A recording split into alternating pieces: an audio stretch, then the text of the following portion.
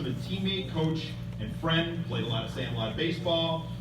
Takes you away from home many, many, many nights. But he also had a family to feed, so from late August to mid-June, he was a high school teacher, most recently at Whitnall High School. As most of you probably know, teachers don't make the big bucks, so to help pay the bills, every fall he coached the school's football team. In the winter, he had a snowplow business and refereed basketball games. Every spring, for almost a quarter of a century, he coached the baseball team. And after school was out for the summer, he taught driver's ed. God bless him, my daughter just got her license, so that's God's work there. He also started a dog kennel, raised 2 litters of German wire-haired pointers every year. I don't know how he had the energy for all this stuff. It's unbelievable. His wife of 40 years, Carol Grafenauer, is here, and his sons Tommy and Todd are in attendance as well, and I'm understanding that Todd is accepting on his behalf. So Todd, come on up.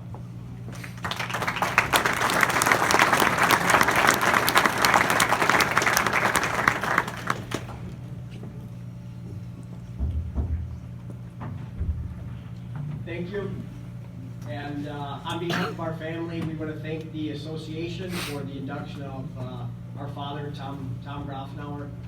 And I know if he was up here today, the one person that he would thank endlessly would be our mom, Carol, for the endless support, for being the foundation of our family, and for providing guidance, I think most importantly filled with empathy and love.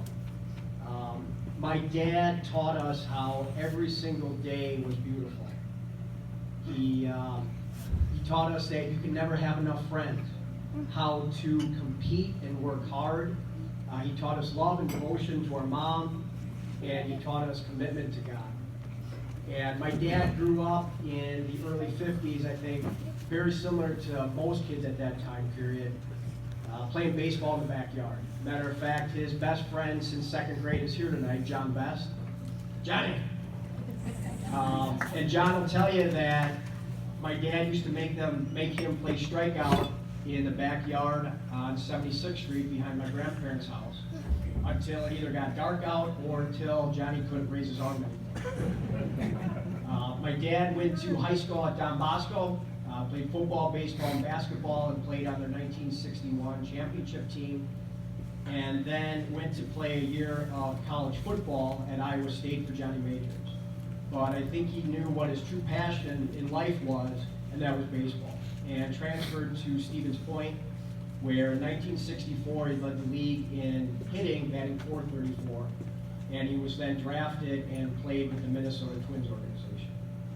And through my dad's 20s and 30s, played, as you've heard tonight, on multiple teams from American Legion, Tanner Paul, Connie Mack, Stan Musial, and Highway Bears.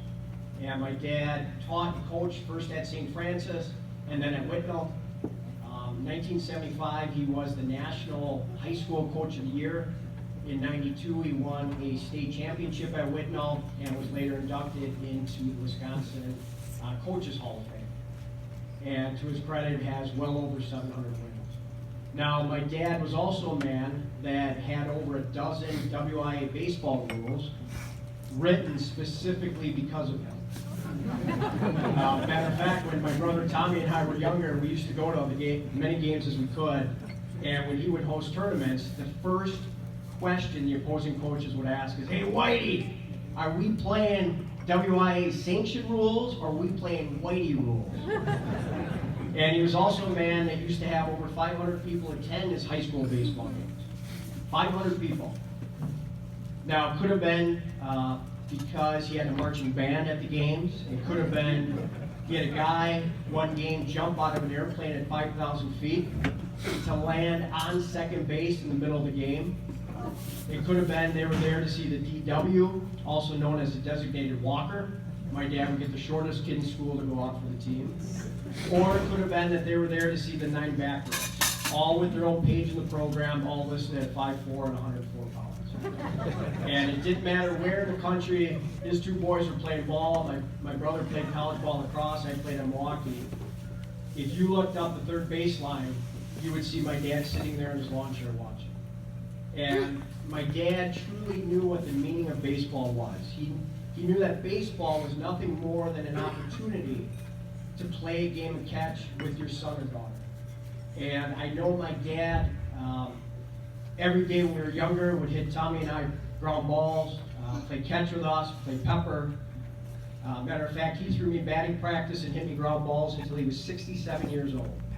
Now, what my dad didn't know is when he got into his 60s, I used to ask him to go just so that I could play another game of catch with my dad. And I know how proud my dad would be today. My brother Tommy, that lives up in Grand Forks, North Dakota, where if you don't play hockey 365 days a year, you're seen as a communist, started a fall baseball league last year so that his two kids could get a few more swings and he could play another game of catch. And I'm so proud as a father myself. I have a 5-year-old son, Brycey. Every day he gets home from kindergarten, he asks, Daddy, can we go hit? Daddy, can we go play a game of catch? Thank you.